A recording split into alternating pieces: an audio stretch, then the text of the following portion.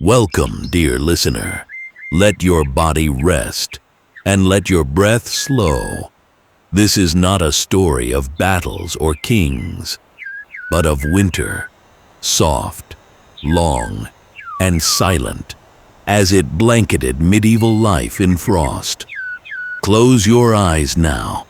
Let your imagination drift into a world of candlelight, woolen cloaks, flickering hearths, and the slow, rhythmic life of a world long past. We begin our tale, not with drama, but with snowflakes, quiet, gentle, falling one by one. Chapter 1. The First Frost on the Thatched Roof. As the last amber leaves of autumn fell quietly to the earth, a new silence settled across the medieval countryside. It was the kind of hush that came not from stillness alone, but from the waiting, the pause before winter made its quiet entrance. The wind lost its rustling voice. The sun, so golden just weeks before, now traced a lower arc in the sky. The world seemed to breathe slower. In a humble village nestled between forest and field, the first frost touched the thatched rooftops like a delicate white veil. The straw, once golden and coarse, now shimmered in the early morning light, each stalk outlined in crystal. The villagers, wrapped in cloaks and shawls, stepped out carefully, their boots crunching the rime beneath them. The firewood had been stacked weeks before, chopped in long, rhythmic hours, while the air was still sharp, but not yet bitter. Children had helped gather kindling, their small arms dragging bundles of sticks, cheeks flushed with the chill. Now, those same bundles waited beside hearths, their dry scent mingling with the ever-present smell of smoke and wool. Inside the cottages, warmth came slowly. A single hearth did what it could. Thick stones and wattle walls held little against the creeping cold, and so families huddled close. Beds were shared, not just for comfort, but for survival. Blankets were layered thick with wool, woven from the sheep that once grazed in green pastures, now hidden beneath a pale sky. Breakfast on a winter's morning was humble and hearty. Porridge thick with barley, sometimes sweetened with dried berries, or a drizzle of honey, if it could be spared. A crust of dark rye bread, its edge hardened from the cold air. Hands were warmed by the wooden bowls they held, and steam curled softly upward with each spoonful. The animals, too, felt the change. Chickens clucked less and huddled together in the coops. Cows, no longer grazing, were fed by hand with hay that had been dried and stacked in warmer months. The stable was a quiet place, filled with the sounds of snuffling, chewing, and the occasional gentle lowing. Even there, breath came out in little puffs of mist. Winter came slowly in those days, not with a storm, but with a settling, a stillness that deepened with each passing day. The rivers slowed their rush, the air carried a sharper bite, and the nights stretched longer than memory. But this, too, was a rhythm known to all. Elders spoke of harsher winters, and children listened by firelight, wrapped in stories and wool. And though there was hardship in the cold, there was also a kind of peace, a slowing of life, a chance to gather, to mend, to rest. The first frost was only the beginning. but it marked the turning, a quiet signal that the world was changing its pace. And in that slowness, life went on, soft, steady, and serene. Chapter 2. Wool cloaks, candlelight, and the chill indoors. Even as frost kissed the world outside, life within medieval homes carried on with a kind of quiet resolve. Inside the thick-walled cottages, warmth was not a certainty, but a goal. The stone and timber that made up the homes did little to keep the cold at bay, and so warmth came from within, from fire, from wool, and from one another. The hearth was the heart of the home, its flickering glow, both light and heat, comfort and company. The fire was tended carefully, often by the eldest or the youngest, who could be spared from heavier tasks. Keeping it lit through the long hours of night was a duty that mattered deeply. Without it, the chill crept in quickly, soaking into walls, clothes, and even bones. Ashes were banked at dusk, embers buried in their own warmth so they might still glow come dawn. Wool was a quiet savior. Cloaks and tunics, shawls and socks, all spun, woven, and stitched by hand. Sheep were not only animals of the field, but providers of comfort. Their wool, sheared in the spring, washed and spun in the summer, became the softness that wrapped around bodies in winter's bite. A good wool cloak was prized, thick, heavy, and long enough to wrap around the shoulders twice. It was both shield and blanket. Children wore hand-me-downs, often patched with pieces of older garments, a quiet reminder of seasons past. Gloves were rare, and mittens even rarer, so hands were tucked into sleeves or held close to cups of warm broth.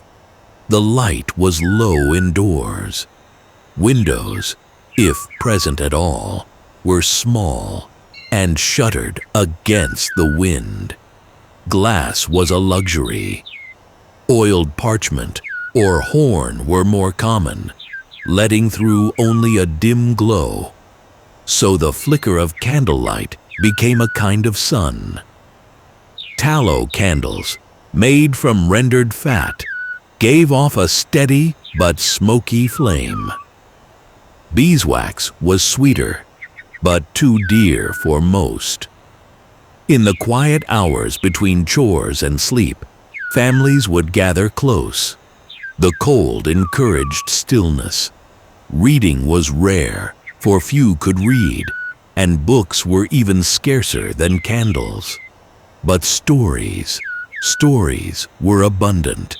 They lived in the voices of grandparents and the eager eyes of children. Tales of saints, of spirits in the woods, of winters long past, and heroes with clever hearts. The sounds indoors were soft and few. A log shifting in the fire, a spoon tapping a clay bowl, the occasional creak of wood as someone moved. Outside, the wind whispered around corners and found its way through cracks in the wall. Drafts were a constant companion. Some kept pets, not for comfort, but for purpose. A cat might curl near the fire, its warmth earned by catching mice that sought refuge indoors. A dog might lie near the door, its thick fur and steady breath part of the night's rhythm. In these cottages, winter was not a visitor. It was a presence, not feared, but respected. It shaped every choice: how to sleep, where to sit, what to wear, what to eat. Each moment was lived in awareness of the cold and in appreciation for whatever warmth could be found. The people of the medieval winter were not idle, but they learned in these coldest months to move slowly, to rest often, and to cherish every flicker of flame, every layer of wool, and every gentle tale told in the hush between dusk and dawn. Chapter 3. A day's work beneath a pale winter sky. The sun rose late in the winter sky, and when it did, it brought more light than warmth. The sky itself was a soft, washed gray, like parchment left too long in the rain. In this quiet hue, life continued. The villagers were early risers, even in winter. Though dawn was slow to arrive, the rhythm of the day could not wait. There were animals to tend, chores to do, and hours to use before the cold deepened again at dusk.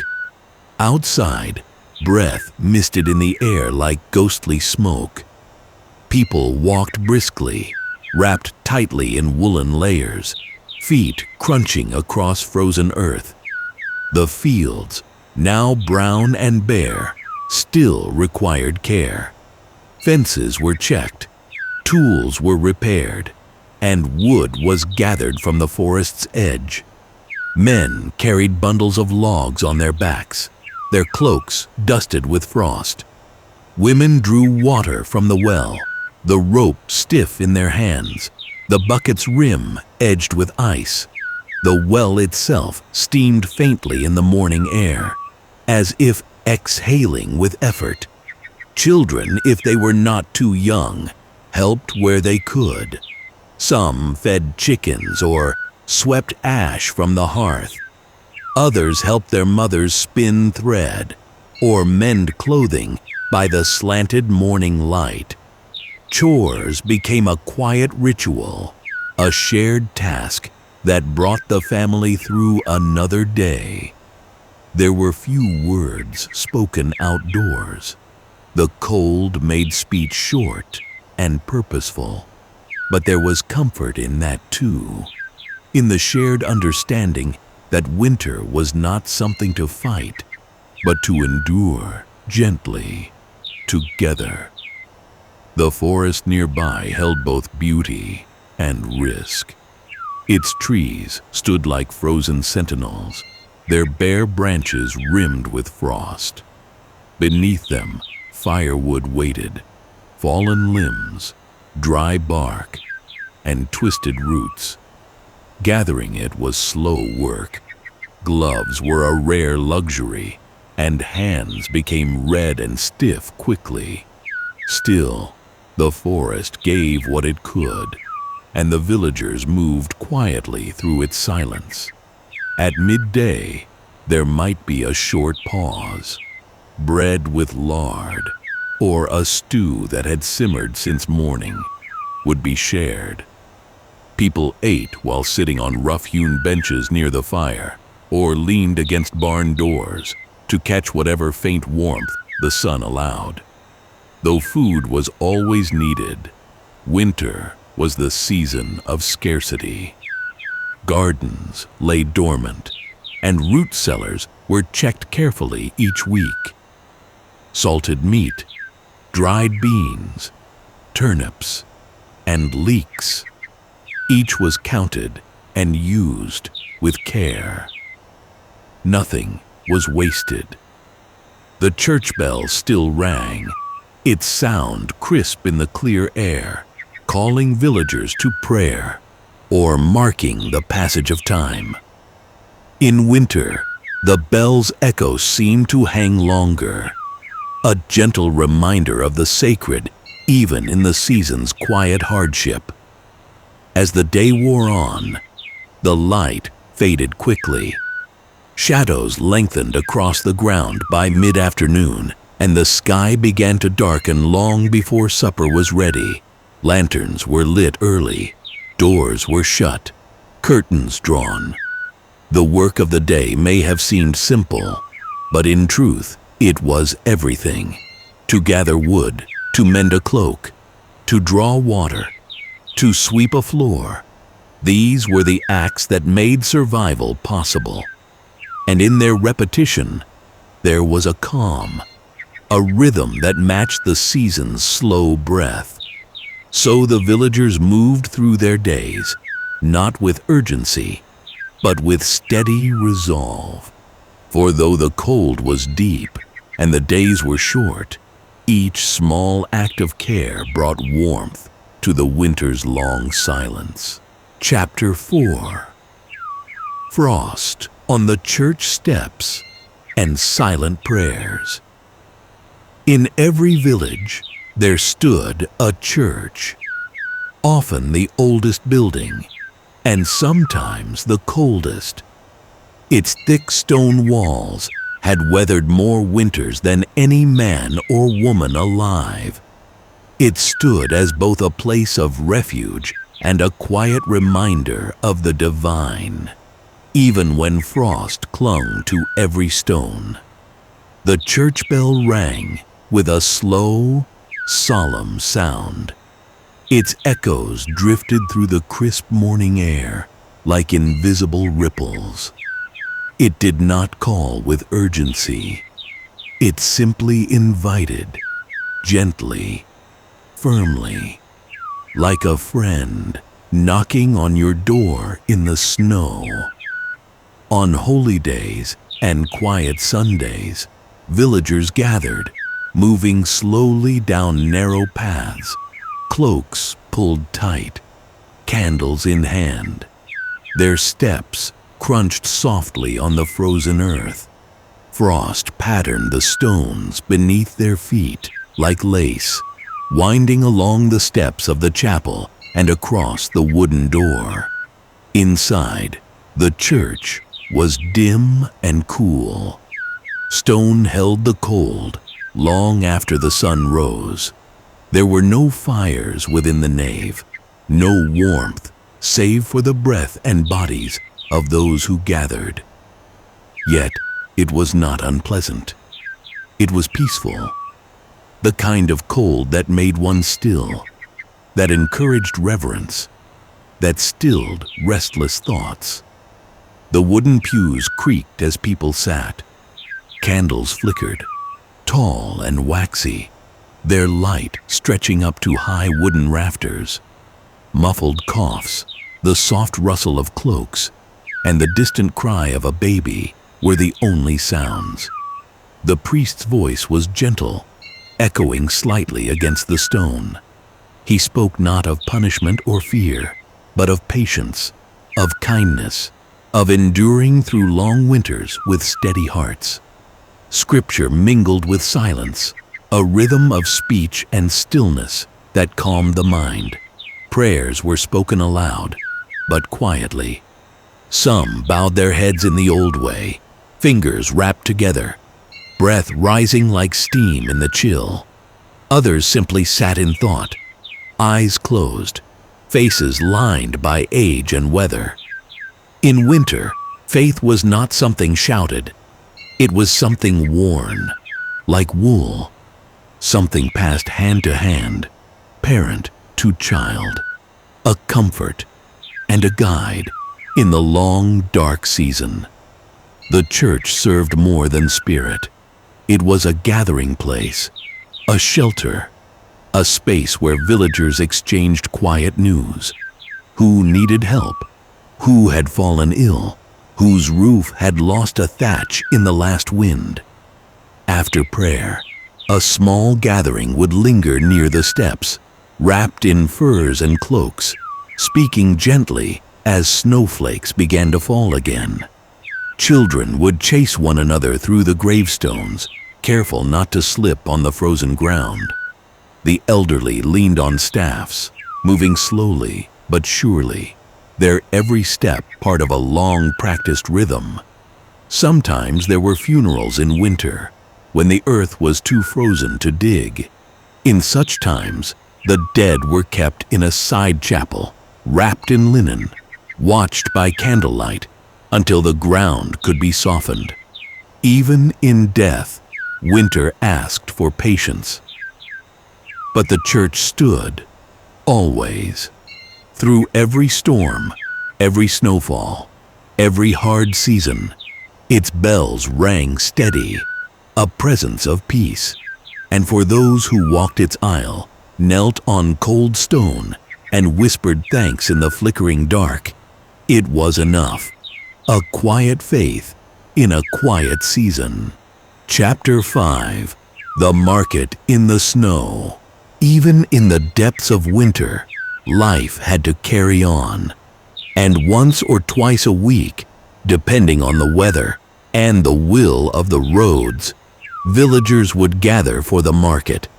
It was no grand fair, no bustling festival. In winter, the market was smaller, quieter, but no less important.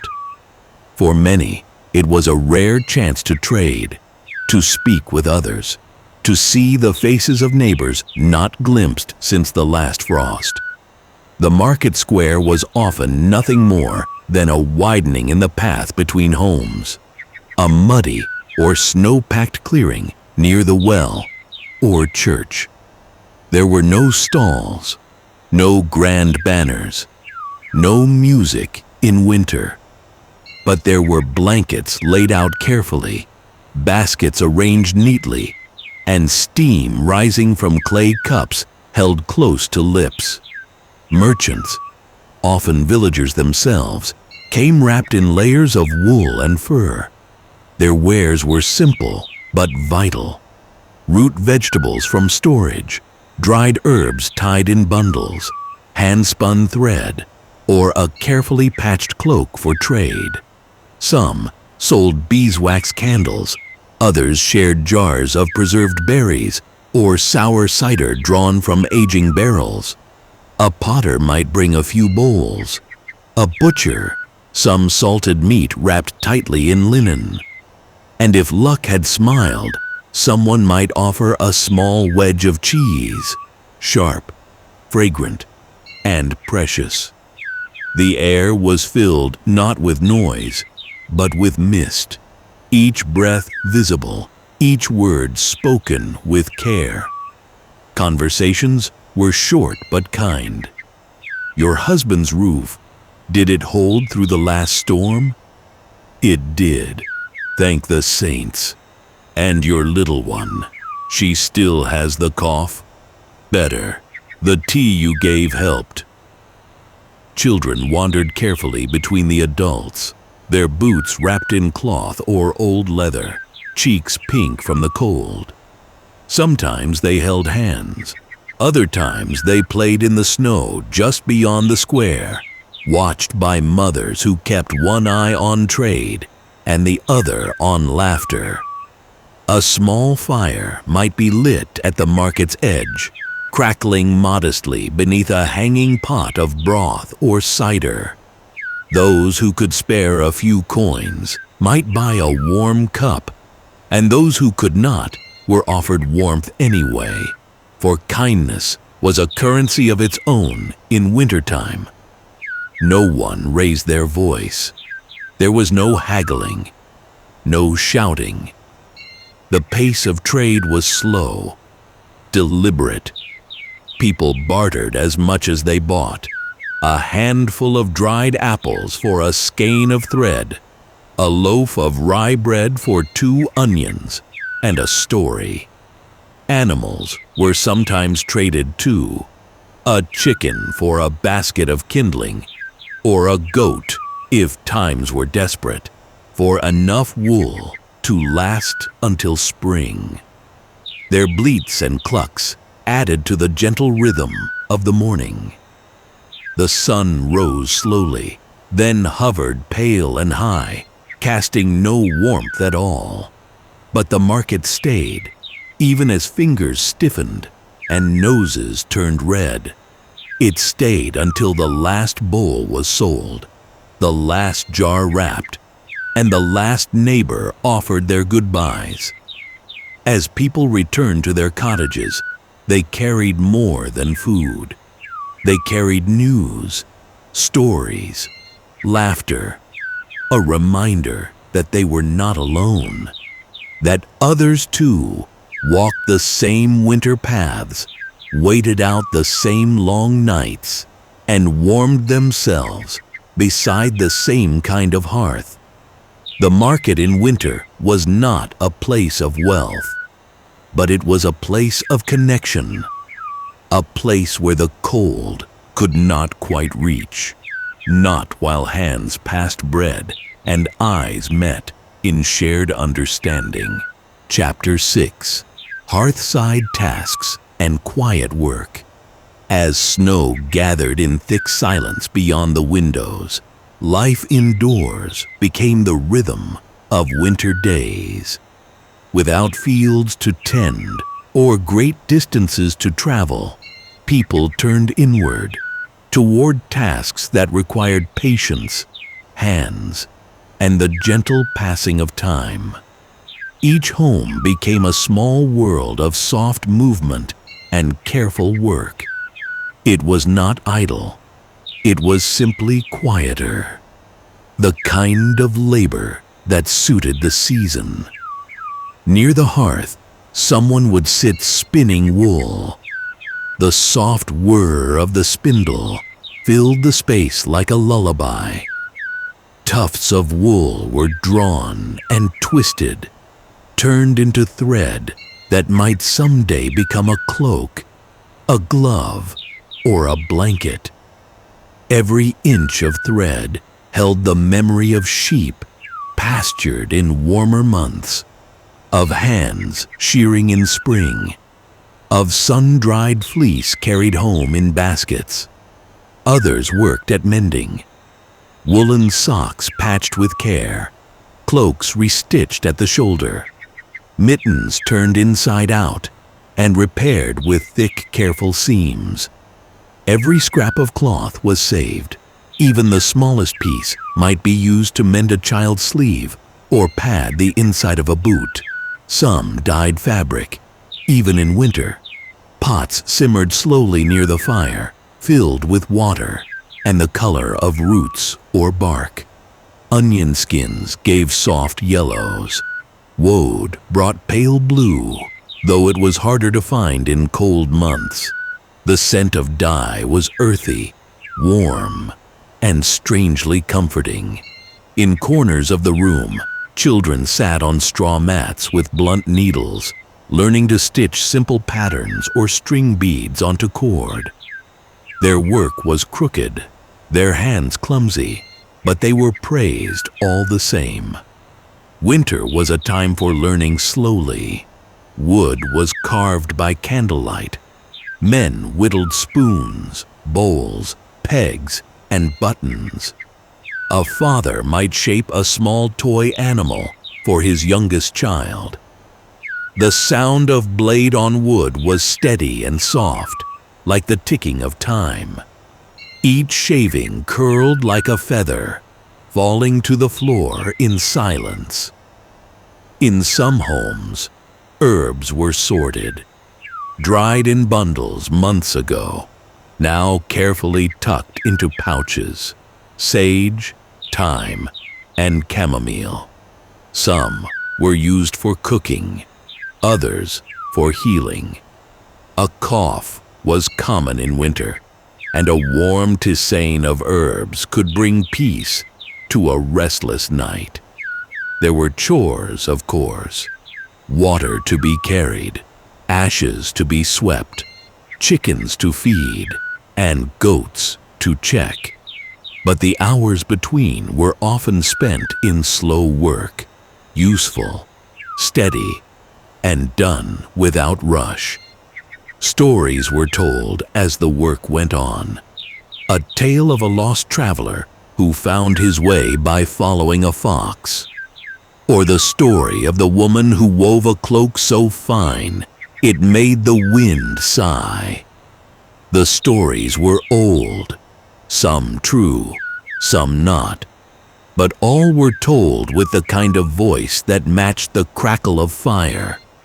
And sometimes there was singing, low, humming melodies passed down through generations, songs with no beginning and no end, songs that wrapped around the room like another layer of warmth.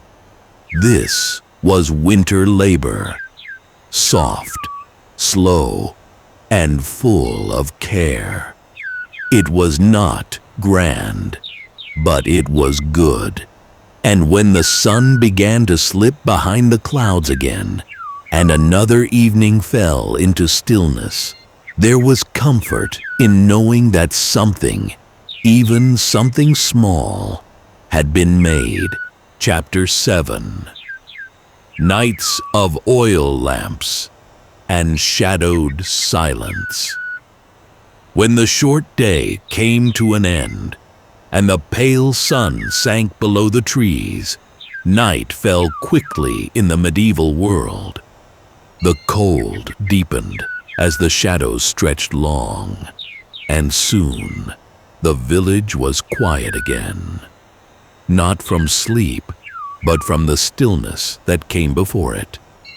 Evening routines were slow and deliberate.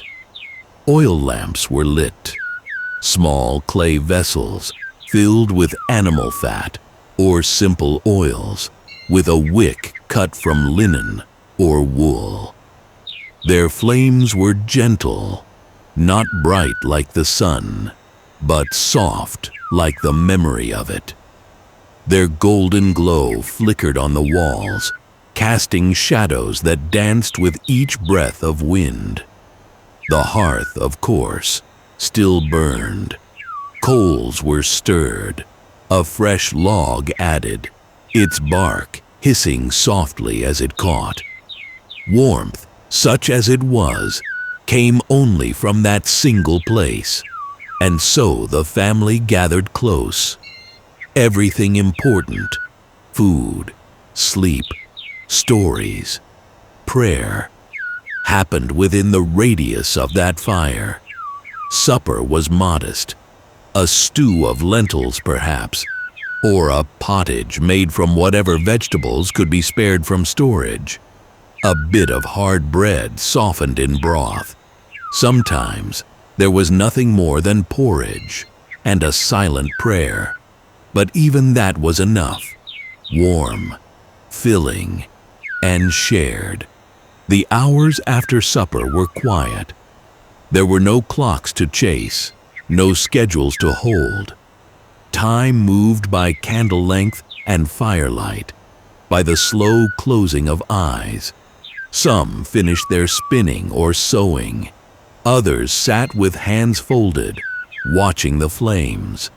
A child might drift to sleep on their mother's lap, head heavy against her shoulder. Outside, the wind whispered against the shutters. Sometimes it howled, weaving through the trees and along the eaves, like an old song with no words. Dogs barked now and then, a far-off echo in the deep dark. But mostly, it was still. Not all stayed indoors. Some walked between homes carrying lanterns, a midwife checking on a new mother, or a neighbor bringing word of illness.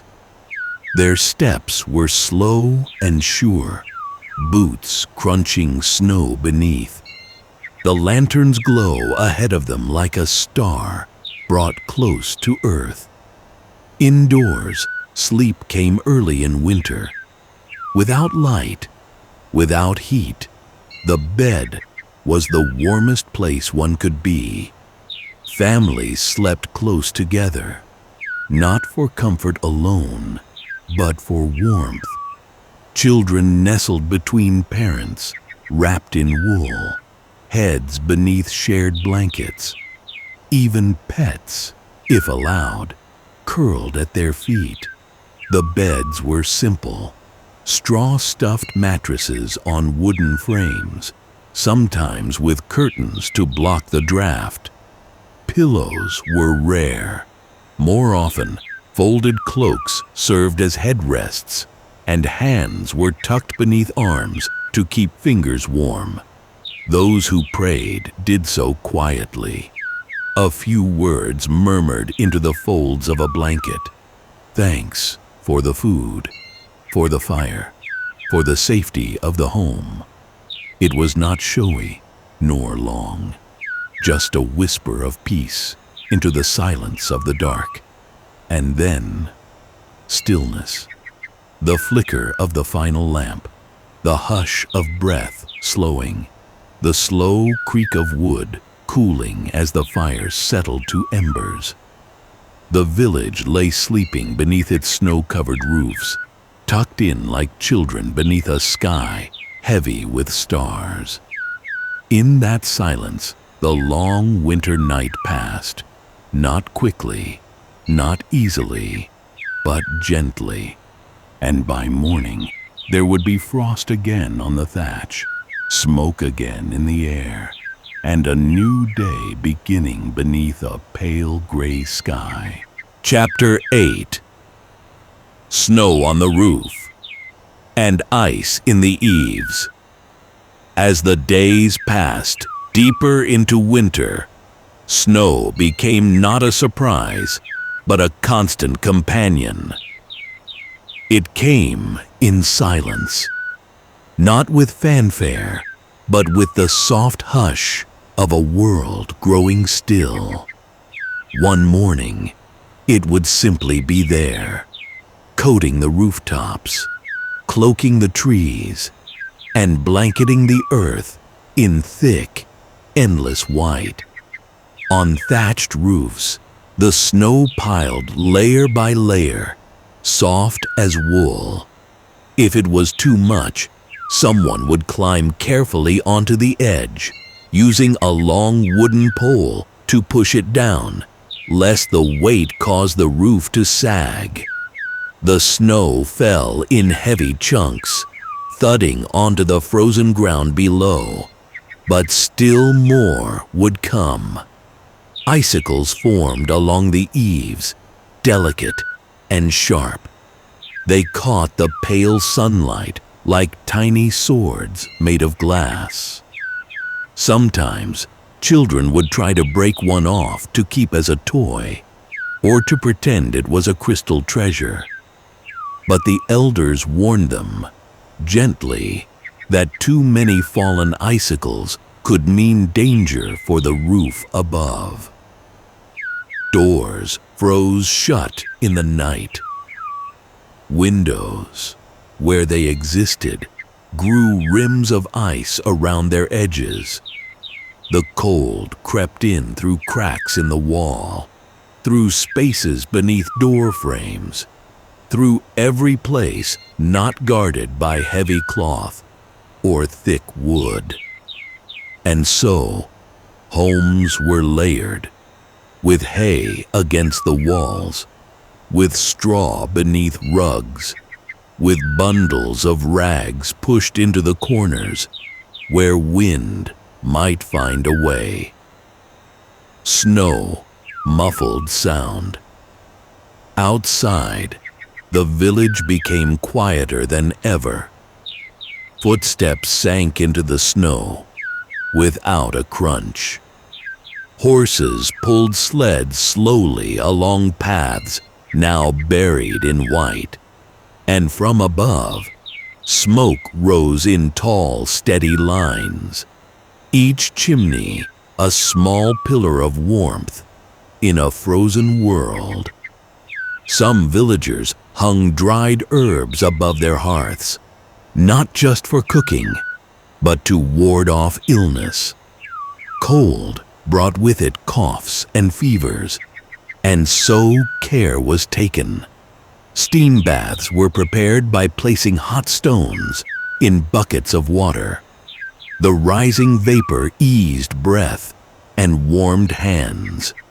Inside the homes, boots were left by the door, crusted with snow and straw. Cloaks were hung near the fire to dry, their hems damp and frozen. The smell of wet wool became familiar. So did the sound of dripping water from thawing clothes and melting snow. Even the animals felt the deepening winter. Cows grew quiet, their movements slower. Chickens huddled close together for warmth. A cat curled into impossibly small shapes beside the hearth, absorbing every drop of heat. Dogs slept through long afternoons, their ears flicking only when the wind howled. But still, through all this cold, through all this quiet, people endured. They had known winters before. They knew to listen to the rhythm of the snow, to rise when the light came, to rest when it faded, to save, to mend, to wait. They watched the skies, not for storms, but for signs. A softening of clouds, a brighter shade of gray, the sudden sound of water running from a rooftop. And until then, they stayed wrapped in wool, surrounded by firelight, and held close by the stillness of snow that blanketed their world in quiet, gentle hardship. Chapter 9. Preparing for the cold.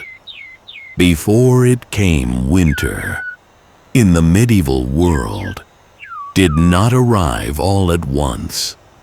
It crept in, slowly, quietly, with cool mornings, low skies, and the scent of wood smoke returning to the air.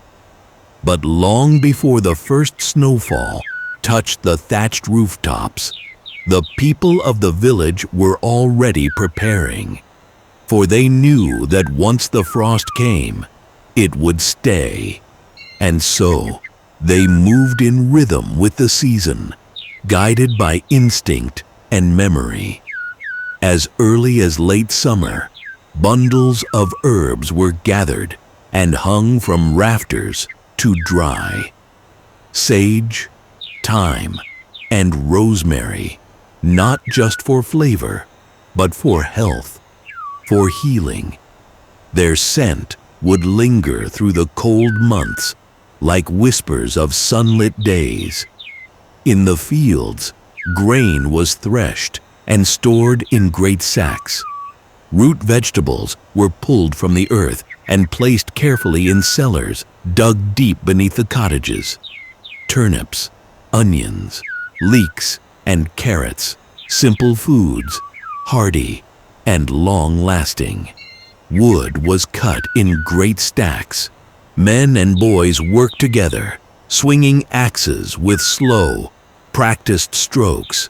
The logs were split and stacked near every home, forming high, tidy walls against the cottage sides. Kindling was gathered by children, small arms carrying bundles of twigs tied with string. Wool, sheared in spring, was cleaned, carded, and spun. Women worked near the hearth, twisting fibers between fingers, turning raw fleece into thread, then into cloth. Cloaks were stitched, mittens patched, and socks darned, every item of warmth made ready. Roofs were checked for leaks. Walls were sealed with mud and straw. Windows, where there were any, were covered with thick cloth or shutters fitted tight. Chimneys were cleared and ovens repaired with new clay. The village was preparing to hold its breath. Even the animals were made ready. Hens were given extra straw. Goats and cows were moved to lower, warmer shelters. Fences were reinforced, troughs mended, and barrels cleaned for water storage. Life depended on this quiet diligence. Salt was precious. It was used to preserve pork, beef, and fish. Meats stored in wooden barrels or hung high in smokehouses, protected from rot and ruin. Families would work together to salt and wrap each cut, whispering prayers as they did so. Children helped in every way they could. Some strung berries to dry above the fire. Others carried buckets or rubbed wax into the boots.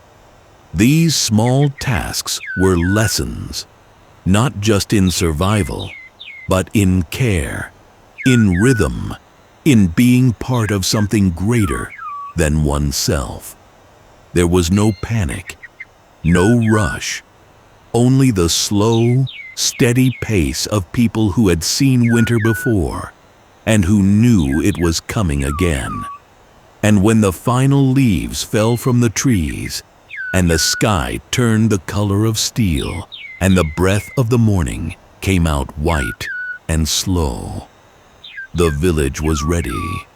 Winter was hard, but it was never a surprise. Chapter 10. The Winter Feast and Shared Bread.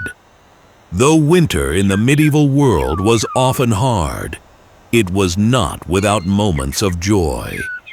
Even in the coldest months, people found reasons to gather, to share, and to be grateful for warmth, for food, and for each other. And so, there were feasts.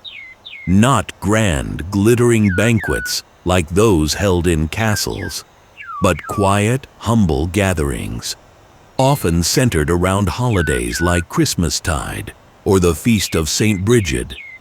On these days, the usual rhythm of toil gave way to a different kind of work, the preparation of shared meals. The air inside the home filled with new smells, not just smoke and wool, but roasting roots, baking bread, and herbs warming in broth. Even before dawn, the fire would be stirred to life. Pots hung from iron hooks above it, gently bubbling throughout the day.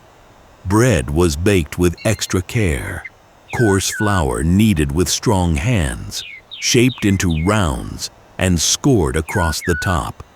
It was set near the fire to rise, wrapped in cloth, then slid onto a stone slab or into an oven built into the wall. The smell of baking bread, rich and earthy, filled every corner of the cottage. Stews were stretched to feed many. Dried beans, turnips, carrots, and what little meat could be spared. If a family had salt pork or a bit of smoked sausage, it was added with ceremony. Seasonings too, thyme, sage, even garlic, gave the food a sense of celebration. Villagers would bring what they had to share. One family might bring apples stored in straw, another, a hard cheese wrapped in cloth. Someone else might offer a bottle of mead or cider, dark and sweet, brewed months before. And then, when the food was ready, neighbors came.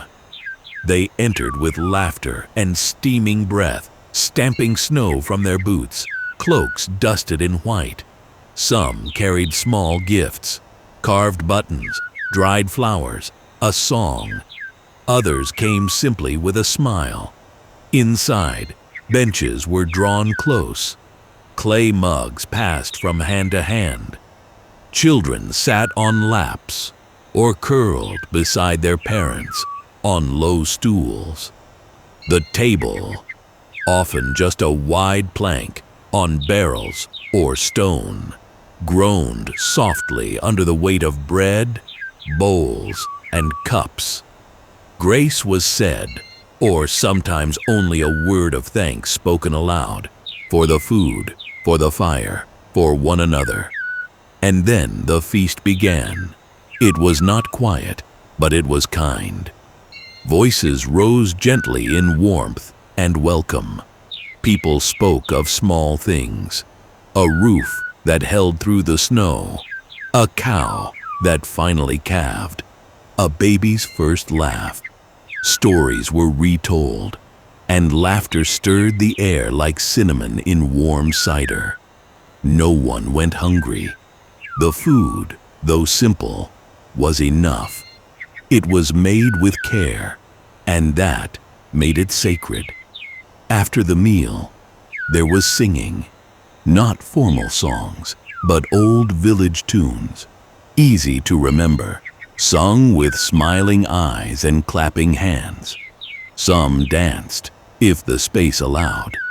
A child might drum on the table.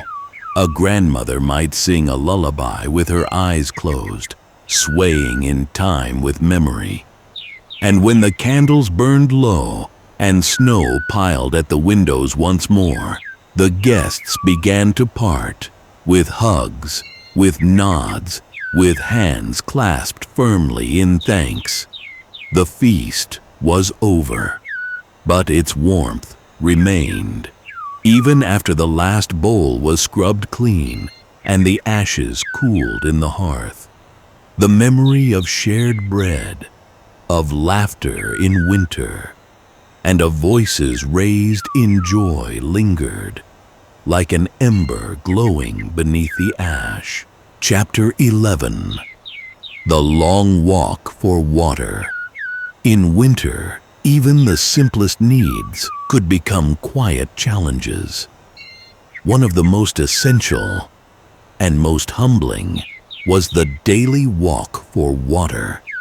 Wells were not always close. Some sat at the edge of the village, near the fields or beside a quiet grove. Others were shared between households, their stones slick with frost and their wooden beams weathered by generations of hands.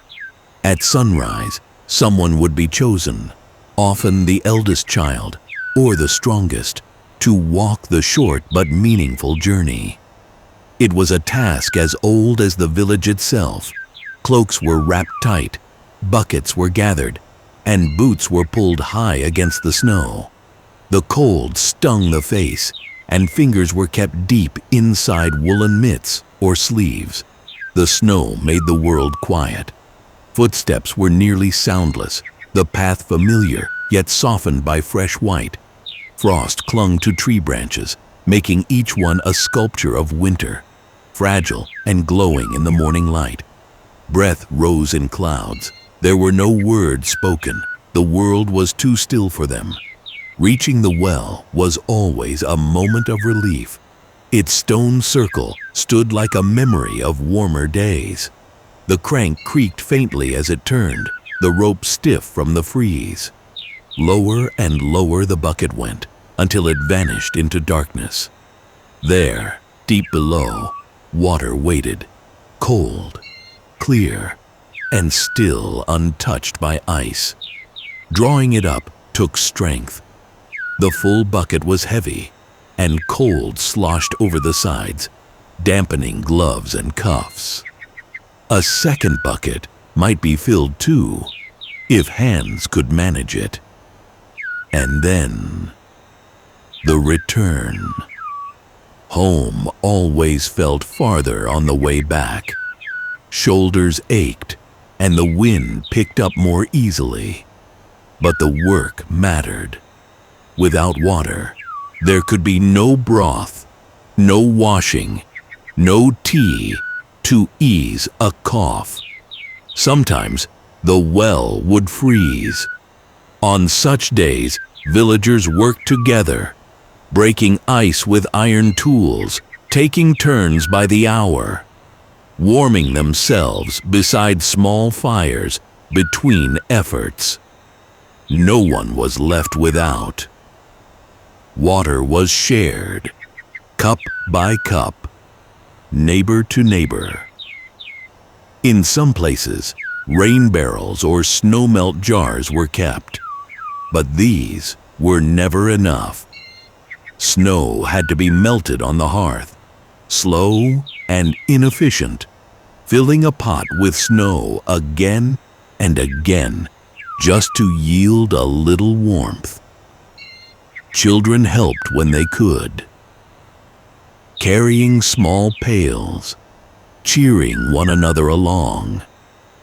And when they stumbled, others helped them up. In winter, even small tasks became acts of care. At home, water was poured carefully into clay jugs, lined in straw or wool to keep it from freezing. A cup sat near the hearth at all times, kept warm enough to drink. In the morning, fingers thawed against it. At night, lips pressed to it before sleep. And so, every day, quietly, faithfully, someone walked for water. Not for glory, not for praise, but because it needed doing. And in that quiet labor, there was purpose, a rhythm, a reminder that even the simplest gift, a full cup, was worthy of respect. Chapter 12. The gentle duties of the day. Though winter made many things harder, it did not stop the rhythm of daily life. There were still duties to attend to, some large, most small, and though they were carried out in the cold and dim light of short days, they brought a kind of comfort in their repetition. The first task, often before light, was to check the hearth. The fire was rarely allowed to go out, but sometimes it slept too deeply. Ashes were stirred, coals uncovered, and if needed, a new flame coaxed to life from the embers' glow. The room brightened slowly as the fire caught hold again, and with it, the day began. Sweeping was next. Though snow and mud were outside, they found their way in on boots and cloaks. A bundle of straw tied tight served as a broom. Children took turns sweeping the packed earth floor until it was clear of twigs, crumbs, and the stray bits of hay tracked in from the barn. Feeding the animals was always a priority. Chickens were let out just long enough to scratch at the frozen ground. Goats and cows were fed hay, freshened water, and sometimes a handful of grain. They blinked slowly in the cold, breath rising like smoke from their nostrils. Their slow movements were oddly soothing. The home itself needed tending. Windows were checked for drafts. Blankets were shaken and turned. Clay pots were examined for cracks caused by the freeze. A mother might mend a torn hem while a father carved a peg to repair a loose shutter. The house, like its people, had to be kept warm, clothed, and strong. Water was fetched again, and this time used to wash hands and faces. Though the air was biting, the ritual of washing with warmed water was grounding. A cloth soaked and wrung over a basin. A sigh as it touched the face. It was not luxury, but it was care. The midday meal was made from what was left of last night's fire. A stew kept warm, or a bread reheated on a stone. Clay bowls were passed hand to hand. Each spoonful was a reminder that the work of yesterday still served the body today. Afternoons were quieter. The smallest children napped near the fire. Older ones helped with spinning, patching, or sorting dried food. Some carved small wooden toys. Others ground grain slowly using stone, preparing the flour for tomorrow's bread. Outside, the snow sometimes blew against the shutters, rattling gently. But indoors, The light was soft and slow. The rhythm of the work made time pass gently. And in this quiet, in these small, repeating acts, there was peace. Winter might press cold against the door, but inside, life went on. Not loudly, not grandly, but with care, with duty, with softness. The same tasks, day after day, shaped the season into something that could be lived with, even, at times, cherished. Chapter 13. The cool hours of study. Not everyone in the medieval village could read, but where letters were known, even winter made time for study.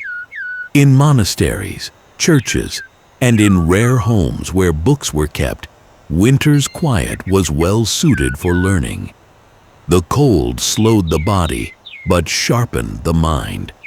And though parchment was dear and candles were few, knowledge was still passed, one slow syllable at a time. The coldest hours of the morning were often the most peaceful. In a small chamber off the side of a chapel, a monk might sit hunched over a manuscript, wrapped in his wool robe, fingers ink-stained and stiff from chill. A single candle flickered beside him, barely bright enough to cast a shadow. The ink in its horn cup might freeze if the fire went out. So warmth was guarded like treasure, not for comfort, but for the work itself. A mistake on vellum could not be erased. Every letter was drawn with care. Scriptorium work in winter was slow. Hands were gloved only with fingerless mitts. The quill moved steadily, copying prayers, psalms, and histories. The words were old, the Latin sometimes half-remembered, but the act of writing was a kind of prayer in itself. In village homes, learning looked different. Few owned books, but some remembered letters, and some had learned to count. Children practiced by candlelight, tracing shapes in wax or charcoal on scraps of wood, repeating their numbers in soft whispers as their parents spun wool or mended seams nearby. A father might recite from memory a tale he had once heard of saints or travelers or clever kings. Each word was weighed with care. A mother might show her child how to write their name with a stick in the ash beside the hearth. Those who could not read still learned. They learned by watching, by doing, by hearing the same stories told in the same gentle voice year after year. Wisdom did not live only in books. It lived in songs, in silence, in snow. In some monasteries, winter meant study not of words, but of stars. Even the cold night sky was a kind of scripture.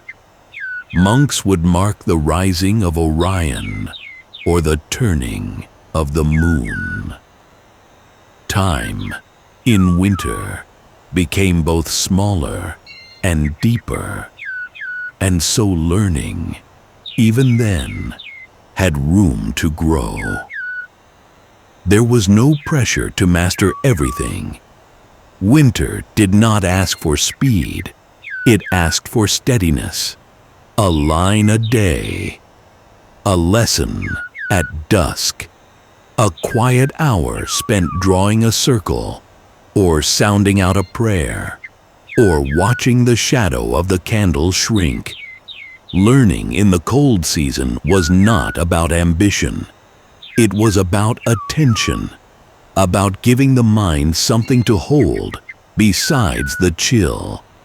And in this stillness, knowledge found its way, from tongue to ear, from ink to page, from firelight to memory.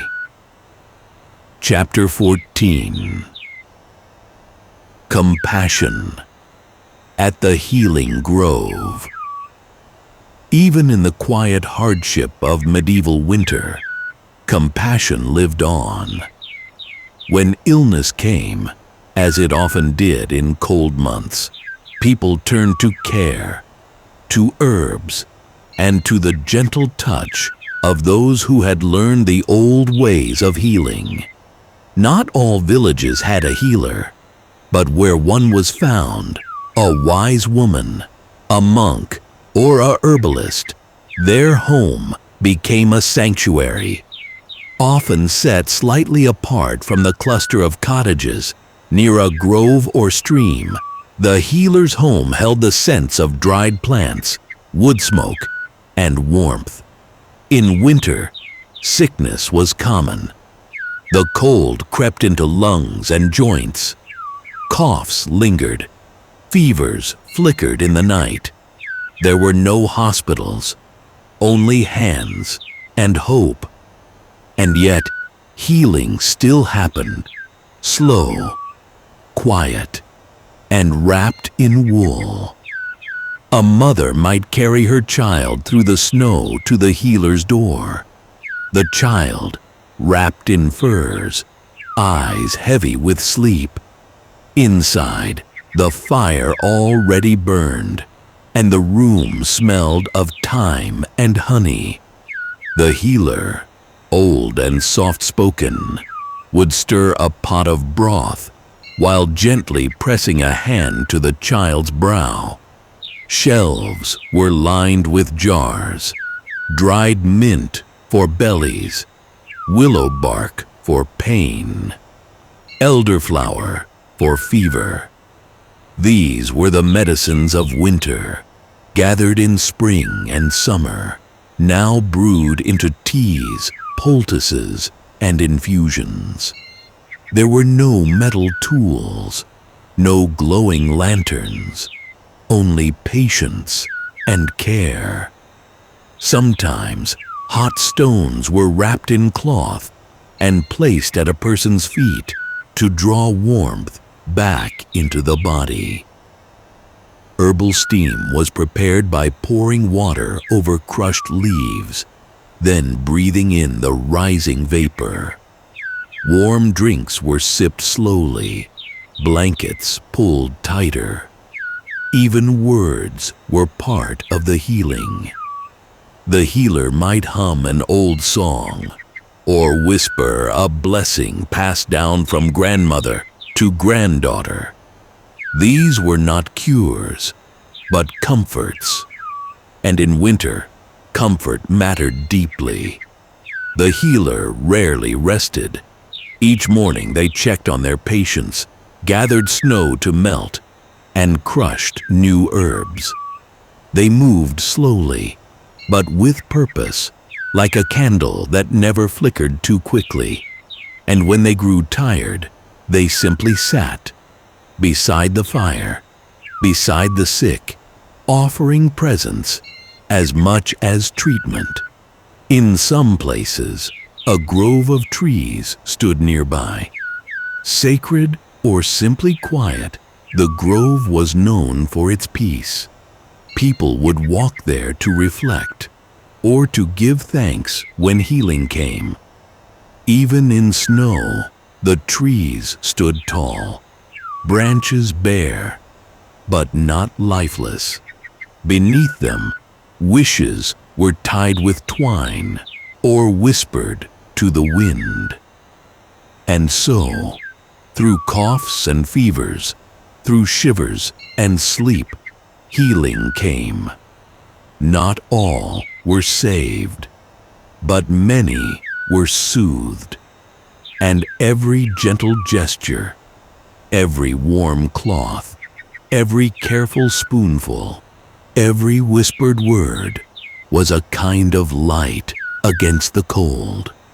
In a world ruled by weather and time, healing was not loud. It was quiet, steady, and human. And in that quiet, winter softened just a little for those who knew how to care. Chapter 15. Sunset Reflections at the Stone Terrace. As the short winter day came to its close, the light shifted, not into darkness all at once, but into something softer. The sun, low in the sky, cast long shadows across the fields.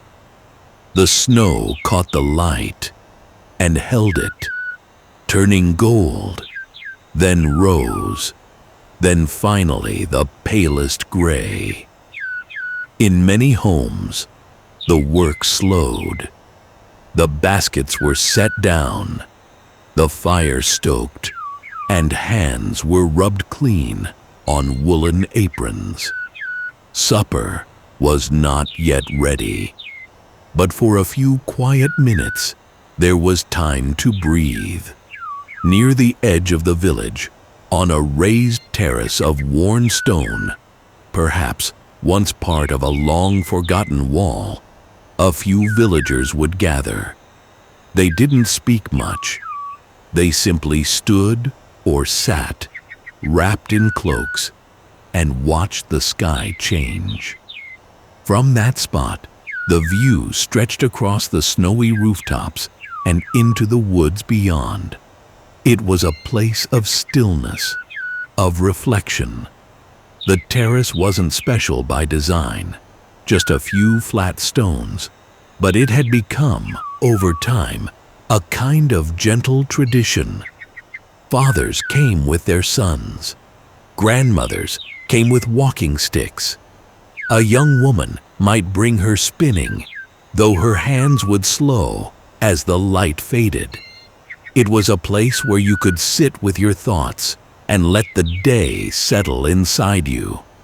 Sometimes they brought bread to share, just a crust, passed hand to hand. Other times, a small cup of cider or a piece of dried apple. Simple things, made sweeter by the silence. The children often whispered questions, but the grown-ups only smiled, placing a hand gently on their heads. It was not a time for answers. It was a time for noticing. The frost glinting on the trees, the stars beginning to appear, the smoke rising from a dozen chimneys like curled ribbons. From the terrace, the monastery bell could sometimes be heard, a low, echoing toll that seemed to float through the air without direction. One long note, then another. No urgency, just the day bowing to the night. And as the last light touched the highest treetops, the villagers began to rise, one by one. No signal, no words. They simply felt it, that the moment was done, and the warmth of the hearth now waited. Boots crunched softly on the path as they returned home. And though nothing had been said, and no task had been done, there was a peace in them, as if they had laid something down and picked something up, both invisible but deeply felt. Back inside, the fire would be glowing. The kettle would be warm. The day would end with supper, then story, then sleep. But for just a little while, at the stone terrace, in the quiet of a winter sunset, they had paused. And in that pause, there was comfort. Chapter 16. Stories beneath the oil lamp. When the work of the day was done, and the cold pressed close outside, there was one thing that warmed the heart more than fire. Stories. In the medieval winter, storytelling was more than entertainment. It was a gathering, a tradition, and sometimes a quiet form of survival. When food was scarce, when the wind howled around the shutters, when there was little left to do but wait for spring, people told stories. It often began with the lighting of the lamp, a small flame, a pool of golden light stretching across stone walls. Everyone drew near. Mothers with sleeping babies, grandfathers with aching knees, children, always curious, tucked under cloaks or resting their heads against someone's side. The storyteller wasn't always the oldest, but they had a voice that could hush the room, calm and slow, like water over smooth stones. They would begin without fanfare. No, once upon a time, but something simpler.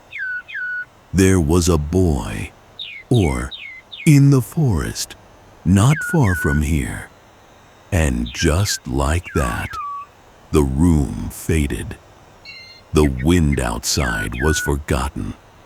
The ache in the hands, the chill in the feet, all softened as the story wove through the air. There were stories of brave girls who outwitted trolls, of talking animals with clever hearts, of saints who healed with a touch, or villagers who found silver under the snow. Some were fables, some were family history, some were dreams dressed in the clothes of truth. Children listened with wide eyes, mouths half open. Adults, though they had heard these tales before, still leaned in slightly.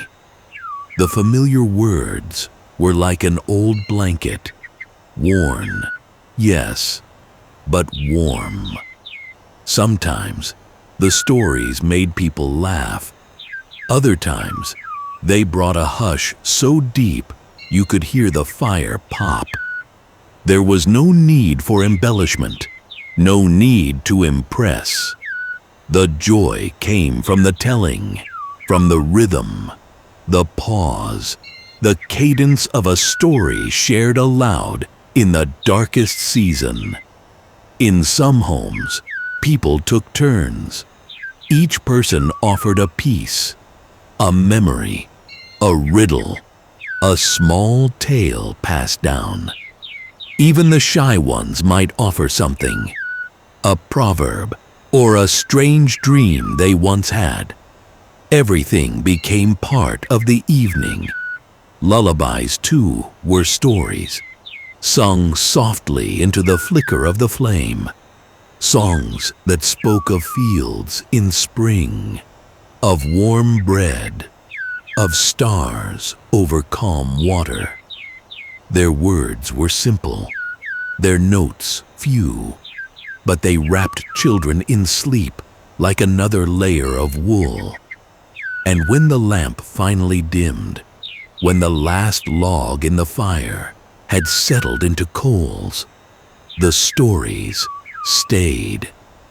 They lingered in dreams. They lived in the hush between breaths. They reminded the listeners, young and old, that even in winter, wonder could be found.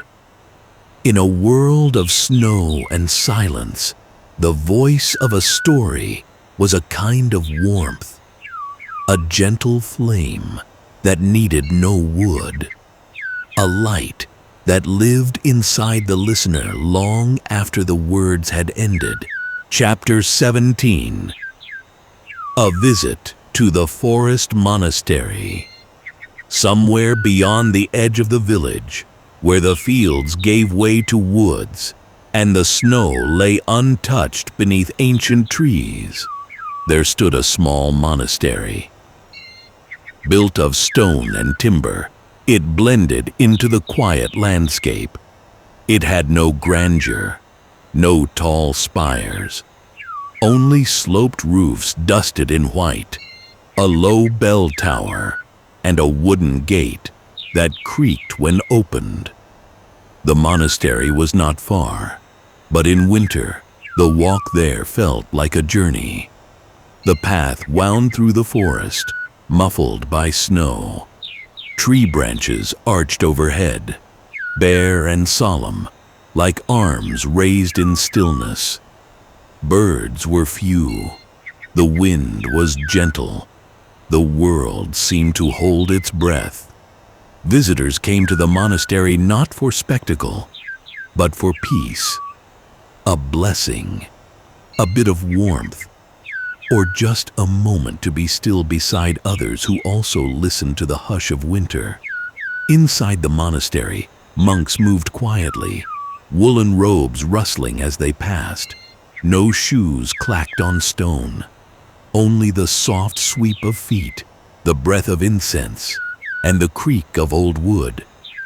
The chapel was small and dark, save for tall candles flickering beside painted icons. Rows of benches, unadorned and smoothed by time, held a few quiet figures, heads bowed, hands clasped.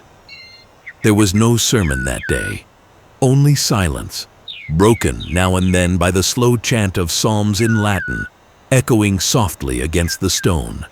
The chants were not meant to stir the soul, only to rock it gently, like a lullaby sung to the heart. A monk stood at the entrance, offering visitors warm broth from a clay pot. No words, just a nod, a shared understanding. The warmth was gratefully accepted. Some villagers helped stack wood by the monastery's side door, a silent gift of fuel for those who asked nothing in return. Others helped clear the steps, brushing away the snow with bundles of twigs tied with twine. In a small side garden, even in winter, herbs grew in sheltered beds, lovage, thyme, and a bit of rosemary, covered in straw, tended with care. The monks called it their winter prayer, that life might persist even in frost. A few visitors sat in the cloister walkway, wrapped in cloaks, watching the snow fall between stone columns.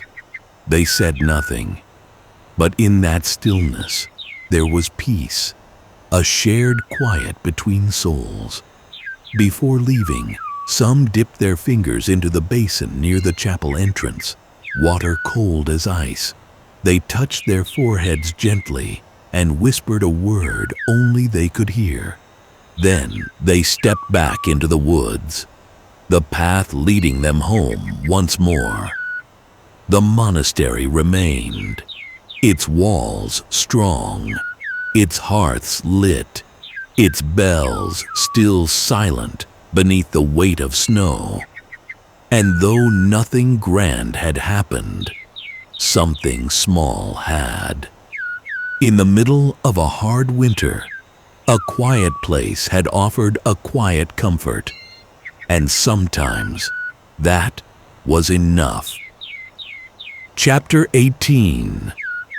The Sound of Silence in the Garden Courtyard.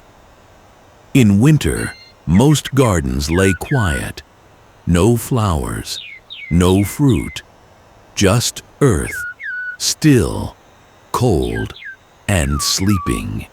But even in sleep, the garden had meaning. It was a space of silence. And for those who visited it, monks, villagers, and wanderers alike, that silence was its gift. Within the walls of a monastery, or sometimes behind a quiet village home, there was often a small courtyard, its borders marked by low stone walls or trimmed hedges. Its center, perhaps, a fountain or a well. In spring, it bloomed. In summer, it sang. But in winter, it whispered. The snow muffled every step. The frozen ground held no footprints for long. Branches stood bare above, and the garden paths curved in white arcs around empty beds and sleeping shrubs. There was no sound save the occasional creak of a branch or the soft hiss of snow falling from a ledge. And yet, there was peace. A monk might come and sit beneath a small archway, wrapped in wool, hood drawn low, hands folded in his lap. He would not speak. He would not write. He would only sit, watching the wind move through dry branches, letting the hush of the garden settle over him like a second cloak. A villager, worn from illness or loss, might pass quietly through the garden gate. They wouldn't know why they had come, only that the space invited stillness, that it listened even when no words were spoken. In one corner, snow gathered gently around a bench carved from old wood. The carvings, once visible, now covered with frost. No one sat, but the bench waited patiently, as it had through countless seasons. Herbs from the summer hung faded and brittle along the wall. Rosemary, sage, and lavender. Their scent was almost gone, but now and then, when the sun broke through the clouds, a breeze would carry a ghost of it into the still air, a memory of warmth. Birds were few in this season, but one or two still fluttered through. A robin, round and puffed against the cold. A dove perched on the stone rim of the fountain, drinking from melted snow. Their small sounds echoed loudly in the hush. The silence of the winter garden was not empty. It was full of memory, of waiting, of something deeper than speech. It was the silence of roots beneath frozen soil, of seeds asleep in the dark, of time itself slowed to a sacred rhythm. A young novice might walk slowly along the garden path, each breath a cloud in the air, pausing to place a hand gently on a stone warmed by the sun.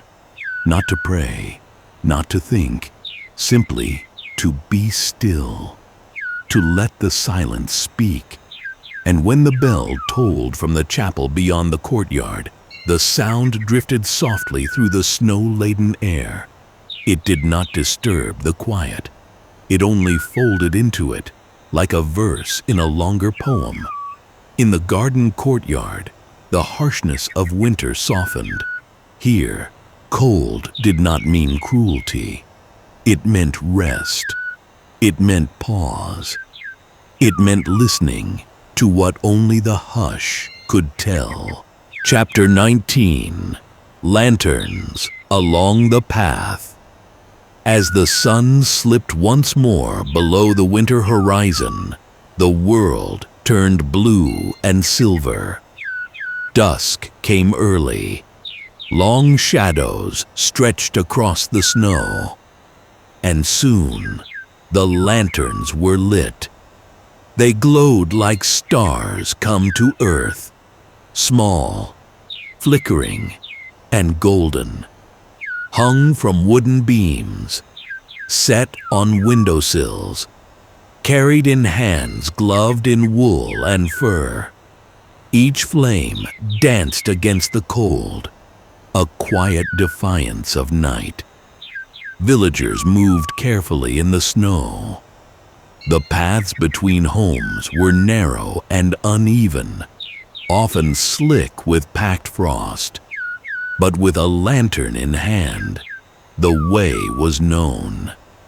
Its soft light showed each footprint, each familiar corner of fence or stone.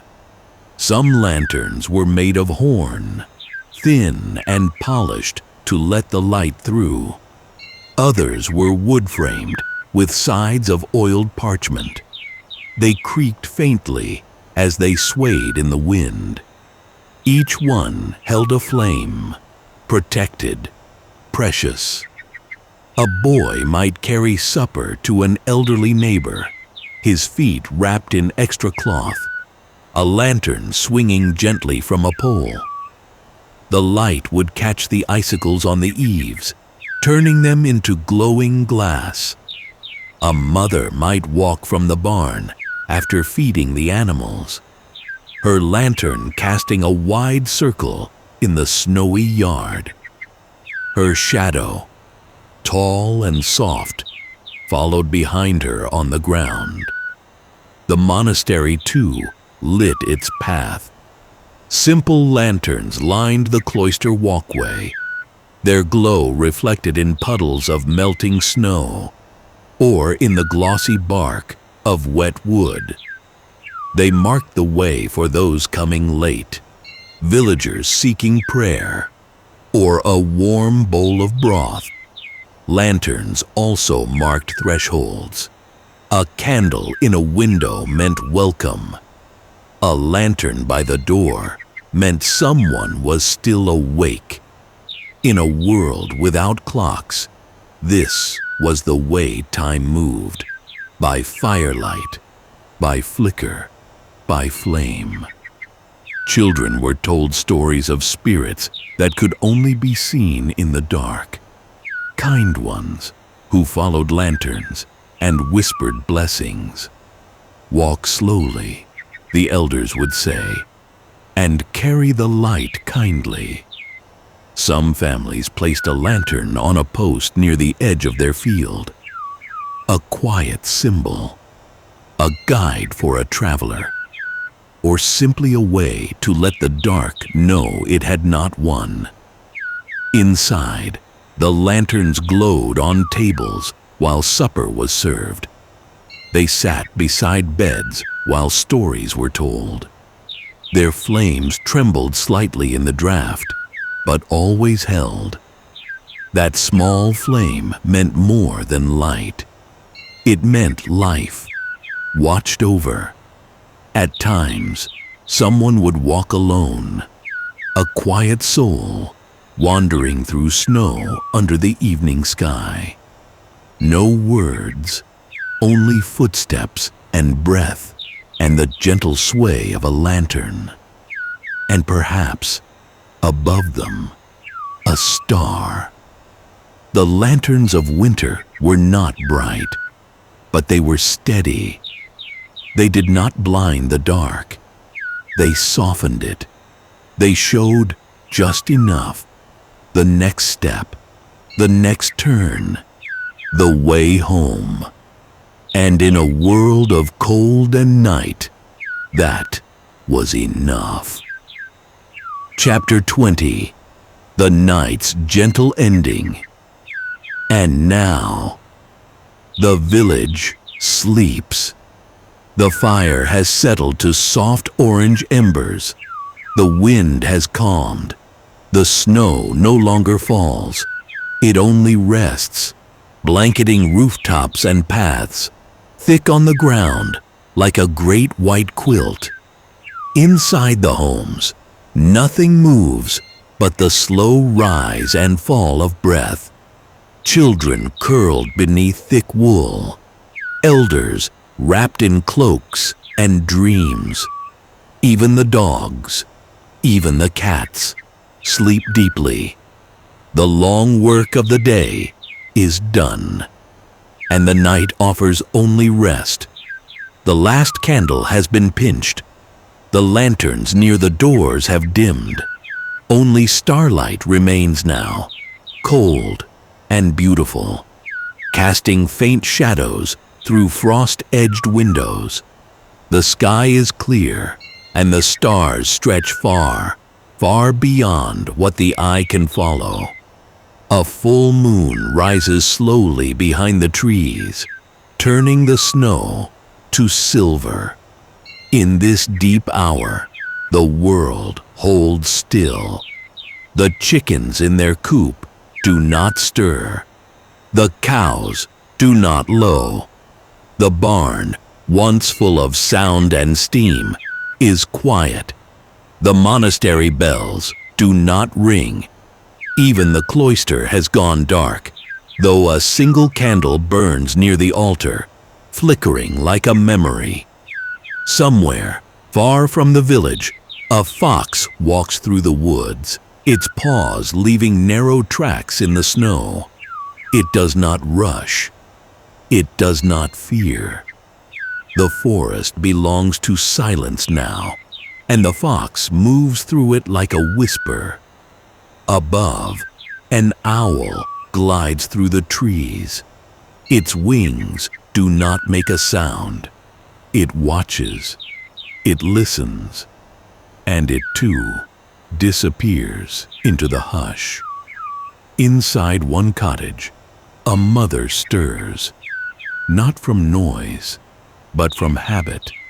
She rises, checks the sleeping children, pulls a blanket higher on a small shoulder, stokes the fire just slightly. Then she returns to bed, her feet cold, but her heart warm. There is nothing left to do, and that is the gift of winter's night. It asks for no labor, no words, no answers, only stillness, the kind of stillness that comes after effort, after patience, after care, the kind of stillness that lets the body rest and the mind drift. A stillness filled with dreams of spring, of green, of water running over stone, of bird song, of bees, of hands planting seeds in warm earth. Not yet, but soon. And for now, this hush is enough. Let the wind settle. Let the stars keep watch. Let the world sleep, wrapped in snow, in silence, in peace. Let morning wait.